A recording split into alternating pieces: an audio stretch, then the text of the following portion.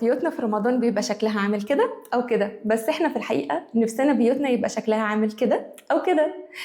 بصوا يا جماعة، الموضوع بسيط. غالبيتنا بيوتنا اصلا الديكور بتاعها فيه الوان كتير، عشان كده يفضل ان ديكور رمضان يكون هادي والوانه هاديه قوي، ويفضل ان هي طبعا تبقى ساده. معنى كده ايه؟ معنى كده ببساطه ان احنا ما ينفعش نستخدم الفانوس ده، ويفضل ان احنا نستخدم الفانوس ده. طيب الفانوس ده غالي. هقول لكم، بدل ما هنجيب فانوس كبير هنجيب 2 منهم صغيرين. واحد هنحطه على الواطي، والتاني هنحطه على ترابيزه ونحط عليها قماشه ونحطه على العالي. بس كده. طيب لو احنا ما عندناش امكانيه نجيب فوانيس اصلا وما عادش في وقت اصلا، هقول لكم ممكن ان احنا نعمل الفوانيس من الورق زي الفيديو اللي قدامكم ده.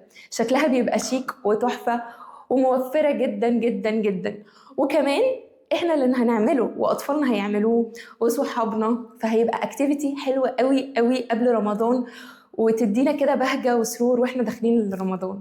كل اللي احنا محتاجينه شويه ورق ولزق ومقص. طيب ايه كمان ممكن نعمله؟ لو عندنا حيطة فاضية ممكن نعمل فيه الديكور التحفة اللي احنا شايفينه في الصورة ده. هيكلفنا حاجة ولا حاجة، برضو كل اللي احنا محتاجينه شوية ورق ولزق بلا بلا بلا.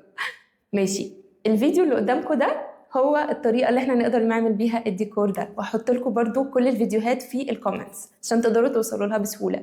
طيب يا سارة، لو انا نفسي في فانوس كبير قوي ومفيش امكانية خالص، كمال عصام وده انسان جميل جدا، هتلاقي احط لكم الفيديو بتاعه وهو بيعمل الفانوس في الكومنتس. تقدروا تعملوا فانوس من الكرتون وهيبقى اكتيفيتي برضو تحفه، والفانوس شكله شيك وانيق وفظيع، وتقدروا تحطوه في بيتكم وهيليق على اي ديكور. بجد كتر خيره الفانوس اللي هو عامله شكله حلو قوي، ويا رب نقدر نعمل زيه.